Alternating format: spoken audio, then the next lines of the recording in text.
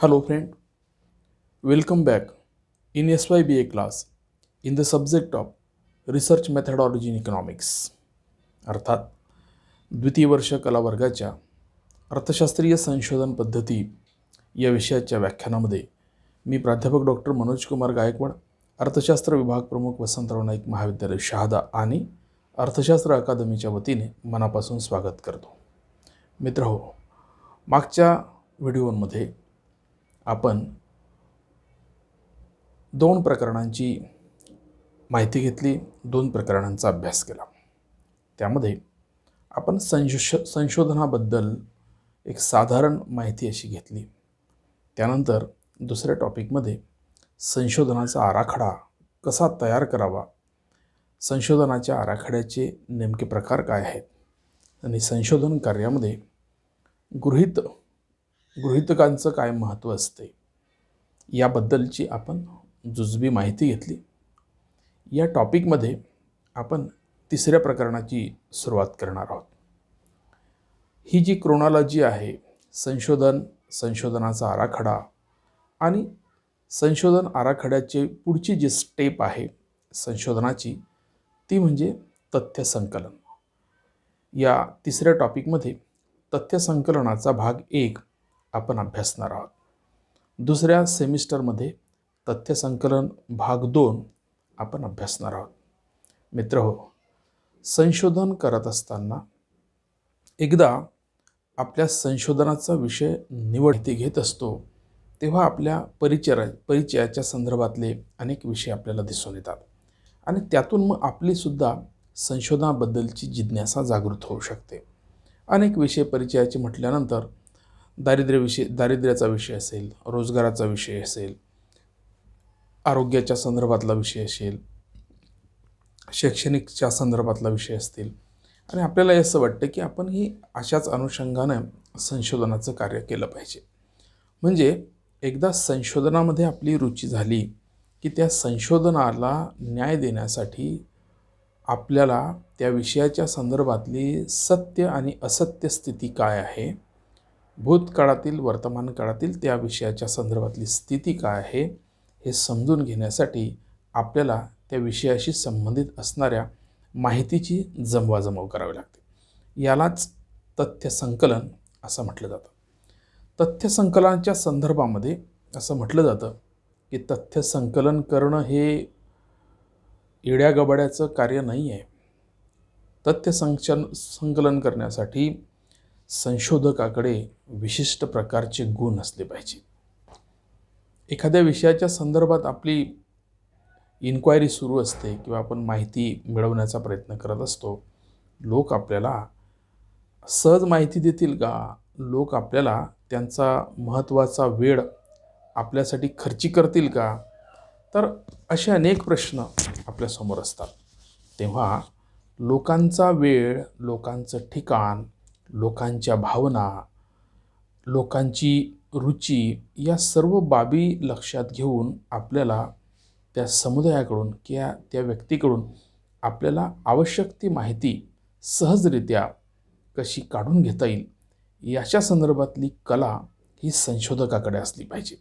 नाहीतर आपल्याला प्रश्नच विचारता आला नाही किंवा प्रश्न चुकीचा विचारला गेला तर उत्तरदाता जो आहे तो आपल्यावर भडकू शकतो. त्याच्या भावनांची जपणूक आपल्याला करावी लागते. व्यक्तीला त्याच्या व्यक्तिगत भावनांबरोबर त्याच्या सामाजिक, जातीय, धार्मिक, सांस्कृतिक अशा अनेक प्रकारच्या भावना असतात. या सर्व धोक्यांचा परीघ लक्षात घेता आपल्याला मध्यम मार्ग काढून आपल्या विषयाच्या अनुषंगाने आपल्याला त्याच्याकडून आपल्या विषयाला बळकट करण्यासाठी किंवा विषयाची सत्यता स्पष्ट करण्यासाठीची माहिती आपल्याला मिळवता येण्यासारखी आपली पात्रता असली पाहिजे. आपल्यामध्ये तशा प्रकारचे गुण असले पाहिजे. तशा प्रकारची आपली गोड वाणी असली पाहिजे. आपल्या मधुर भाषेने आणि गोड अशा प्रश्नांनी उत्तरदाता हा आनंदी आणि प्रफुल्लित असला पाहिजे आणि त्याने सहज आपल्याशी गप्पा मारल्या पाहिजेत, ज्यातून आपल्याला आवश्यक ती माहिती मिळवता येऊ शकते. आणि म्हणून तथ्यांचा अर्थ काय आहे तर आपल्याला मी सांगितलं की तथ्य म्हणजे फॅक्ट्स किंवा समंक किंवा माहितीचं संग्रहण करणं, अशा अनेक शब्दावलीतून आपण तथ्य या शब्दाचा अर्थ बघत असतो. म्हणजे तथ्य किंवा माहिती मिळवण्यासाठी मानवाला निसर्गाने ज्ञानेंद्रिय दिलेले आहेत. हे ज्ञानेंद्रियसुद्धा आपल्याला माहितीचा पुरवठा करत असतात आणि मग आपण त्या माहितीच्या संग्रहातून त्या विषयाच्या विश्लेषणाकडे वळत असतो. डोळे आहेत, कान आहेत, जीभ आहेत, नाक आहे. या ज्ञानेंद्रियाच्या माध्यमातून आपल्याला माहिती अचूक अशी काढता येऊ शकते किंवा व्यक्तीच्या चेहऱ्यावरून याचं काय उत्तर असेल ते सुद्धा पटकन आपल्या लक्षात येऊ शकते.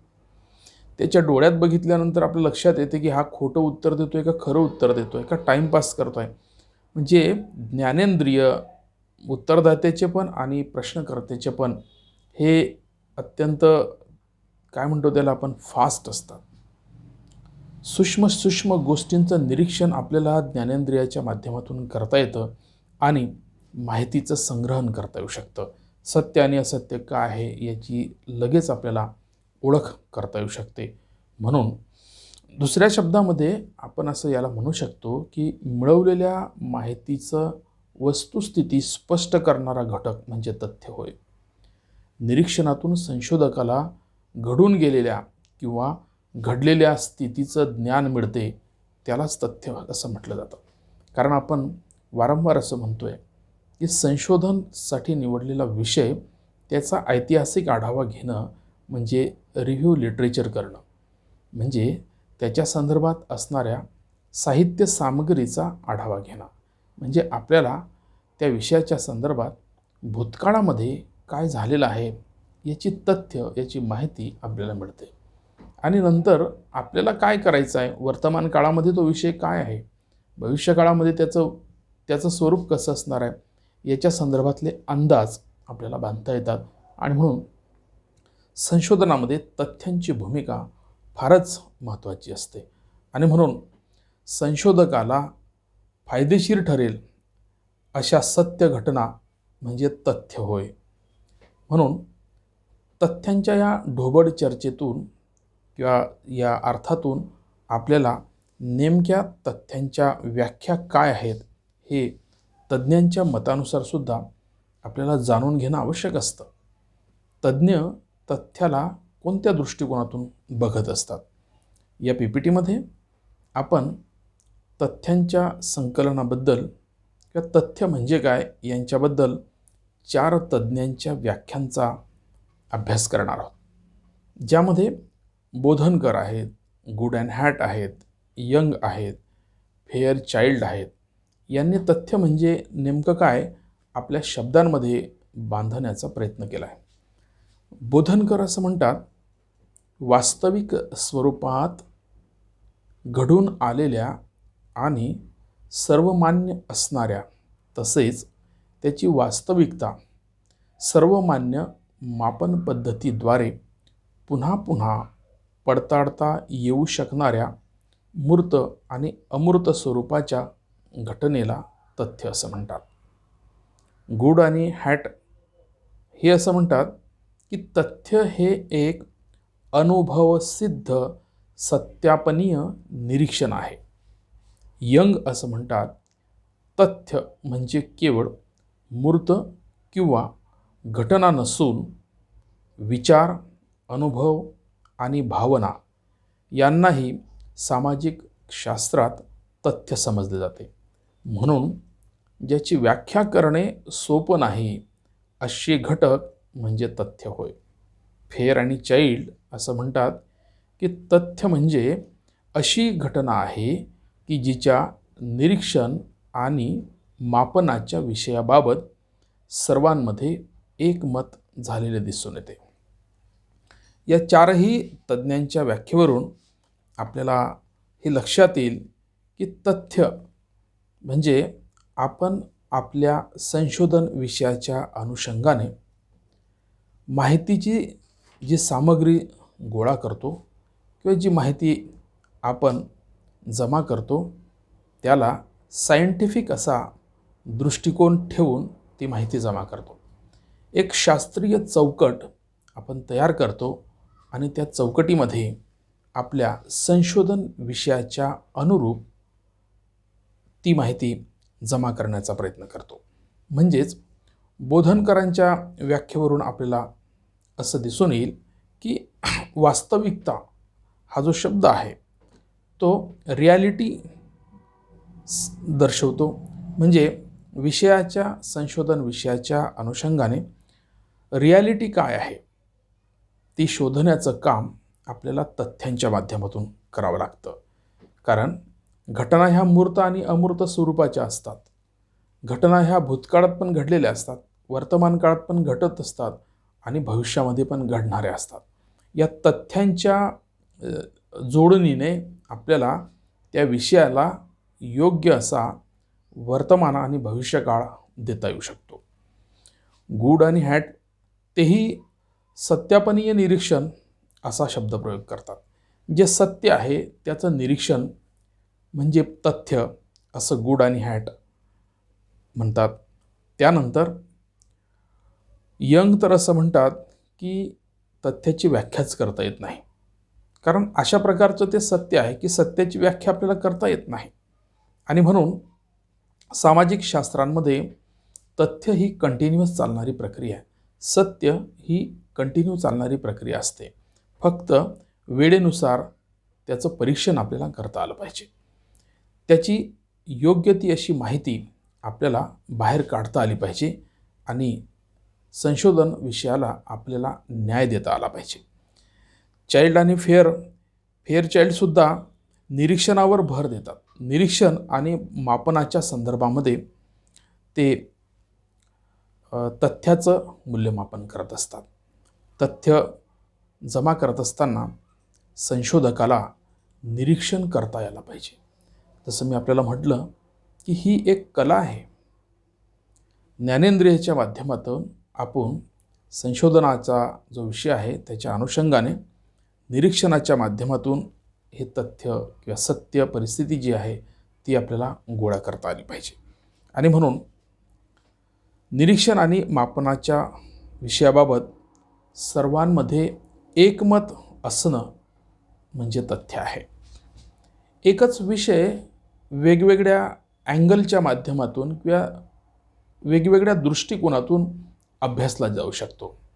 एखादी व्यक्ती या विषयाच्या संदर्भात त्याचं आर्थिक अंग अभ्यासू शकते, तर दुसरी व्यक्ती त्याचं मानसशास्त्रीय अंग अभ्यासू शकते. म्हणून मी आपल्याला याही आधी असं म्हटलेलं आहे की सामाजिक शास्त्रांमध्ये संशोधनाचा किंवा अभ्यासाचा जो विषय आहे तो म्हणजे माणूस.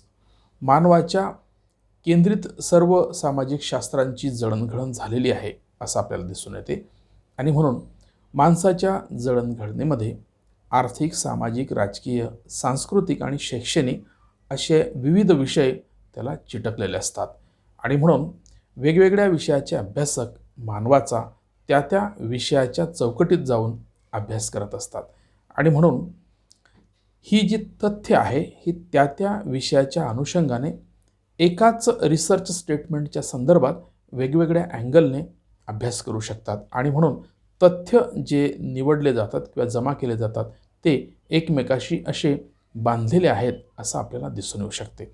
आणि म्हणून तथ्य संकलनाच्या ज्या व्याख्या आहे त्यावरून आपल्याला संशोधन कसं पुढे सरकेल याचा नेमका अंदाज येऊ शकतो की निवडलेला जो विषय आहे तो किती वास्तवतेमध्ये आहे किंवा या तथ्य संकलनातून त्याच्यामध्ये त्या विषयाच्या अनुषंगाने जी काय म्हणतो त्याला आपण की परिस्थितीनुरूप आहे की नाही, तो त्याची व्हॅलिडिटी कशी आहे, प्रेझेंट व्हॅलिडिटी कशी आहे ती आपल्याला तपासता येऊ शकते. आणि म्हणून तथ्य ही संकल्पना संशोधनामध्ये अत्यंत महत्त्वाची भूमिका पार पाडू शकते. म्हणून तथ्य संकलन म्हणजे नेमकं काय, तर तथ्य म्हणजे काय हे अभ्यासल्यानंतर तथ्य संकलन म्हणजे काय हे सुद्धा आपल्याला थोडक्यामध्ये समजून घ्यावं लागतं. जसं मी तुम्हाला असं म्हटलं की संशोधनासाठी निवडलेल्या आर्थिक किंवा सामाजिक विषयाच्या अध्यापनासाठी माहिती अथवा आकडेवारी गोळा करण्याच्या सूत्रबद्ध आणि नियोजित पद्धतीला तथ्य संकलन असं म्हणतात. जसं मी आधी म्हटलं तुम्हाला की तथ्य संकलन करायचं असेल तर तथ्य संकलनाचे प्रकार काय ते आपण पुढच्या टॉपिकमध्ये बघणारच आहोत, पुढच्या एक PPTमध्ये. परंतु ते तयार करण्यासाठी सुद्धा ढोबळमानाने असं आपल्याला काम करता येत नाही. त्याच्यासाठी काही शास्त्रीय कसोट्या आहेत. त्या कसोटीमध्ये, त्या चौकटीमध्ये आपल्याला तथ्य संकलन करणं आवश्यक असतं. जर आपण शास्त्रीय चौकटीमध्ये नियोजनबद्ध आणि सूत्रपद्धतीने जर तथ्य संकलन केलं नाही तर आपल्याला संशोधन विषयाला व्यवस्थितपणे न्याय देता येऊ शकत नाही किंवा त्याची मांडणी आपल्याला करता येऊ शकत नाही.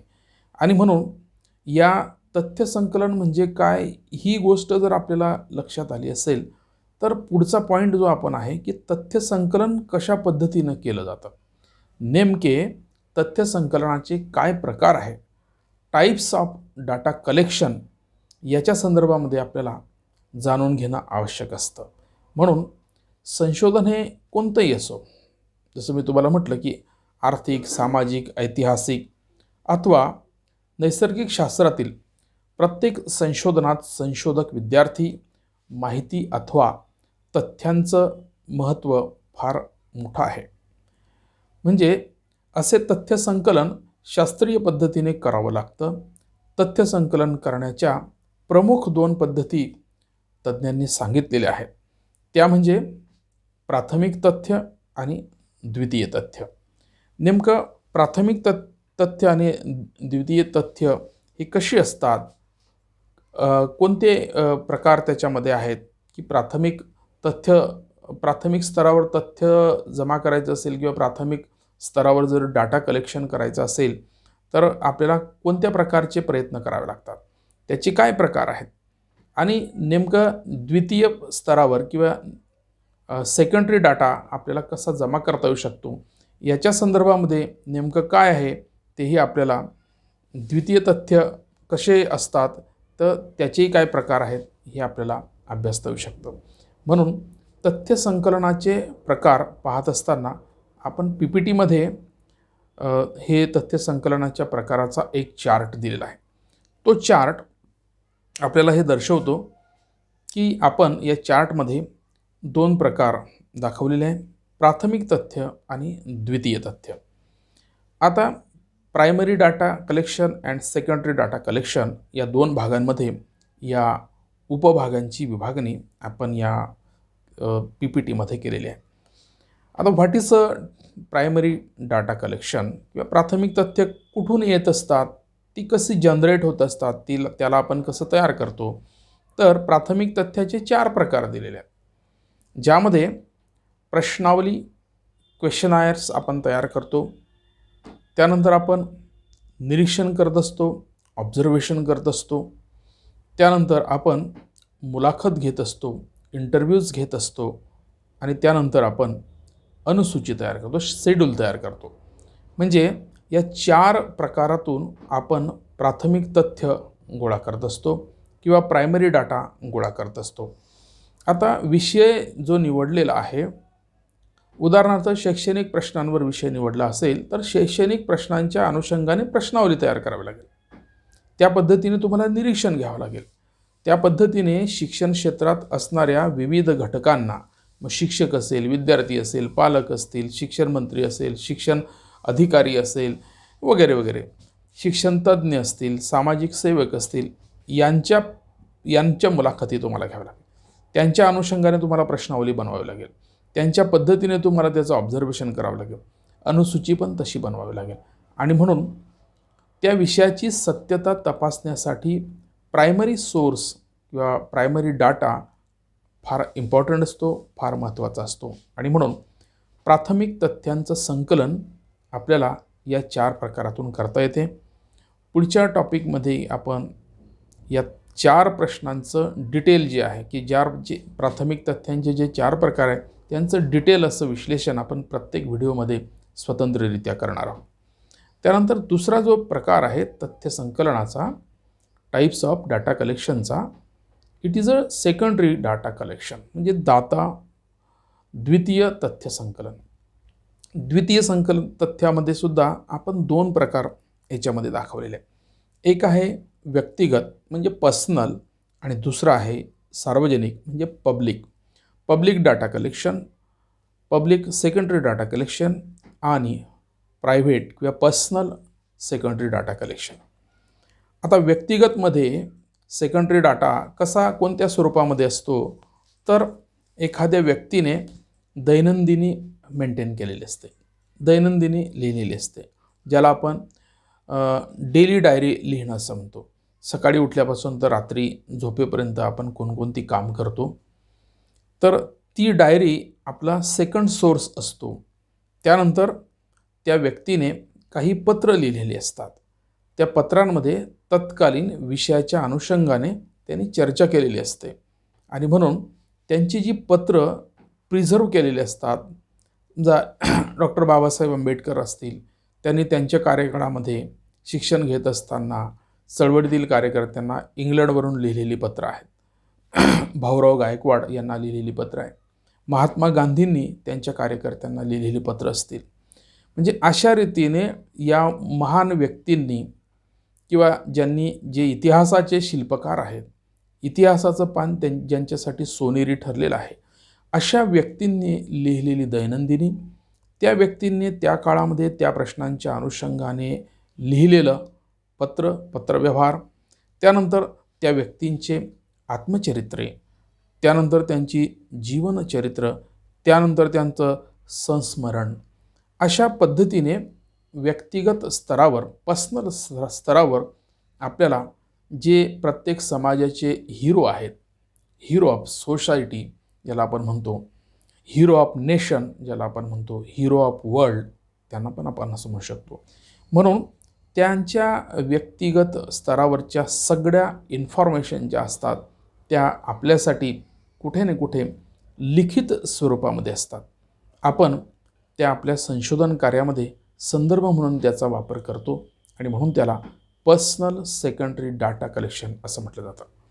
दुसरा जो प्रकार आहे पब्लिक सेकंडरी डाटा कलेक्शन, सार्वजनिक द्वितीय तथ्यांच्या संकलनामध्ये आणखी दोन भाग आहेत, जे आहे प्रकाशित म्हणजे पब्लिश्ड आणि अप्रकाशित अनपब्लिश्ड असे दोन प्रकार आहेत. तर पब्लिश्डमध्ये कोणकोणते दुय्यम साधन आहेत तर त्यामध्ये प्रकाशितमध्ये पब्लिशमध्ये सुद्धा आपण दोन भाग केलेले आहेत.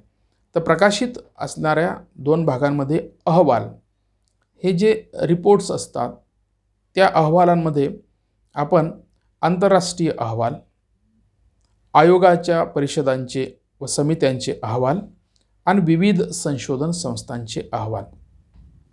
आपल्याला माहिती आहे की युनोचा अहवाल प्रकाशित होतो, WHO अहवाल प्रकाशित होतो, जागतिक कामगार संघटनेचा अहवाल प्रकाशित होतो, इंटरनॅशनल मॉनिटरी फंड, जागतिक बँक यांचा अहवाल प्रकाशित होतो. तर अशा रीतीने हे जे अहवाल असतात, हे जे रिपोर्ट्स असतात हे प्रकाशित होत असतात आणि म्हणून ते सुद्धा दुय्यम साधनांमध्ये संशोधन कामामध्ये अत्यंत महत्त्वाचा रोल निभावत असतात.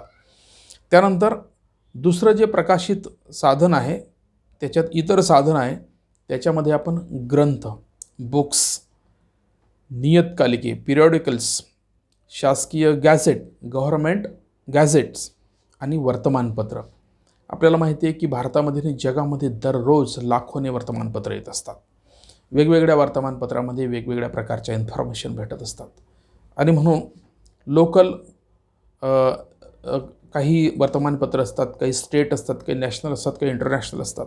म्हणजे अशा रीतीने वर्तमानपत्रसुद्धा आपल्याला आपल्या माहितीला, संशोधनाची माहिती ज्यातून भेटू शकते. गॅसेट गव्हर्नमेंट प्रसिद्ध करत असतं.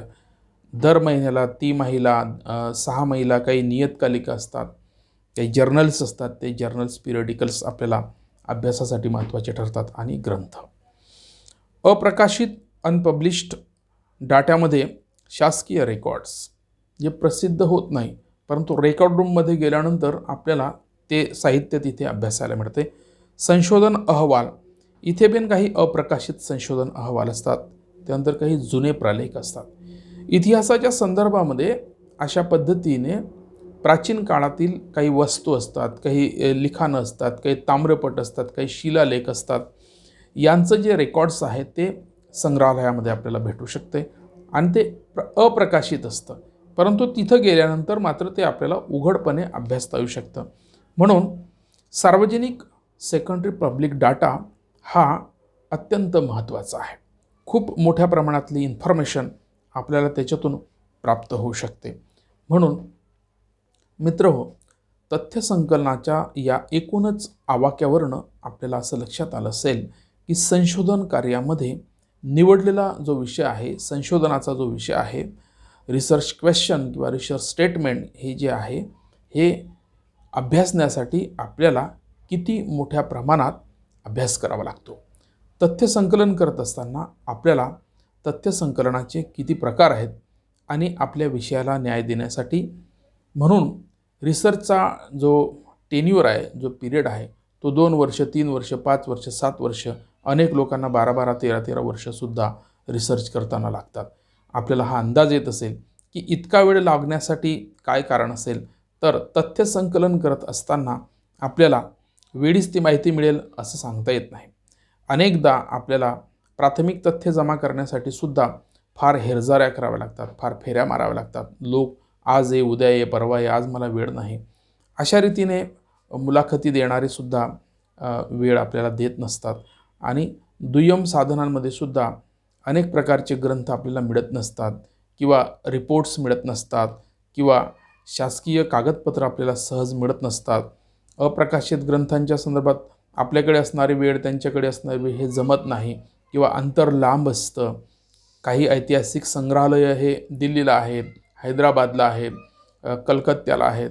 तर अशा रीतीने विशिष्ट विषयाच्या संदर्भात लागणाऱ्या कालावधीचा जो विलंब आहे किंवा जो काळ आपल्याला याच्यामध्ये प्रदीर्घ काळ संशोधनामध्ये जातो, त्याची कारणं जी आहे की तथ्य संकलन करताना हे तथ्य वेगवेगळ्या ठिकाणी जर याचं जॉग्राफिकल डिस्टन्स मोठं प्रमाणात असेल, पैसा जास्त प्रमाणात लागत असेल, तर संशोधनाचा कालावधी वाढत जातो. परंतु हुशार संशोधक या सगळ्या गोष्टी अत्यंत कमी वेळेमध्ये मिळवण्याचा प्रयत्न करत असतो आणि त्यातून संशोधनाचा जो कालावधी आहे त्याचा तो त्या कालावधीमध्ये संशोधन पूर्ण करण्याचा प्रयत्न करत असतो. परंतु डाटा कलेक्शन करणं ही सिंपल प्रोसेस नाही आहे. यासाठी फार सजग, चाणाक्ष आपल्याला राहावं लागतं आणि त्यातून आपल्याला डाटा सहजासहजी कसा उपलब्ध होईल या संदर्भामध्ये कमी वेळेमध्ये, कमी खर्चामध्ये, कमी श्रमामध्ये आपल्याला या सगळ्या गोष्टी कशा करता येतील याच्यासाठी संशोधकाला अति चाणाक्ष राहावं लागतं, अति हुशार राहावं लागतं आणि त्या माध्यमातून आपल्याला या सगळ्या गोष्टी संशोधन कार्यासाठी कशा उपलब्ध होतील याचं नियोजन करावं लागतं. मित्रहो, तथ्यसंकलनाचे प्रकार, तथ्यसंकलनाच्या व्याख्या यावरनं आपल्याला बऱ्यापैकी संशोधनाच्या संदर्भातली जी कन्सेप्ट आहे प्राथमिक स्वरूपातली ती लक्षात आली असेल. पहिल्या टॉपिकमध्ये आपण संशोधनाचा अर्थ, संशोधनाच्या व्याख्या, नेमकं संशोधन कसं केलं जातं याचा ढोबळमानाने अभ्यास केला आणि नंतर एकदा तुमचं संशोधनाची स्टेटमेंट तयार झालं, प्रॉब्लेम तुमच्या लक्षात आला की कशावर आपल्याला संशोधन करायचं आहे, त्याचं डिझाईन कसं करायचं, ते डिझाईन करत असताना डिझाईनचे कोणते प्रकार आहे ते तुमच्या लक्षात आल्यानंतर मग पुढची जी स्टेप आहे संशोधनाची ती महत्त्वाची स्टेप म्हणजे डाटा कलेक्शन. डाटा कलेक्शन हा प्रायमरी आणि सेकंडरी कशा स्वरूपाचा असतो हे आपल्या लक्षात आलं असेल आणि म्हणून संशोधनाच्या क्षेत्रात येण्यासाठी किंवा संशोधन करत असताना आपल्याला या संपूर्ण प्रवासाची अत्यंत इम्पॉर्टंट अशी इन्फॉर्मेशन या 3 प्रकारांमध्ये मिळणार आहे किंवा मिळत आहे. आपल्याला संशोधनामध्ये या व्हिडिओमधून किंवा या ज्ञानामधून निश्चितच कुतूहल निर्माण होईल आणि संशोधन करण्याची एक जिज्ञासा आपल्यामध्ये तयार होऊ शकते. या व्हिडिओमध्ये आपण इथंच थांबतोय. दुसऱ्या व्हिडिओमध्ये आपण या प्राथमिक तथ्यांच्या कलेक्शनच्या संदर्भात असणाऱ्या ज्या 4 पद्धती आहे या 4 पद्धतींवर सविस्तर असा प्रकाश टाकणार आहोत. डिटेल त्याची इन्फॉर्मेशन आपण घेणार आहोत. तोपर्यंत आपण इथेच थांबतोय. दुसऱ्या टॉपिकमध्ये दुसऱ्या पॉईंटला घेऊन आपण भेटूया. तोपर्यंत इथेच थांबतोय. थँक्यू. व्हिडिओ आवडला असेल लाईक करा, शेअर करा आणि मित्रांना चॅनल सबस्क्राईब करायला सांगा. थँक्यू.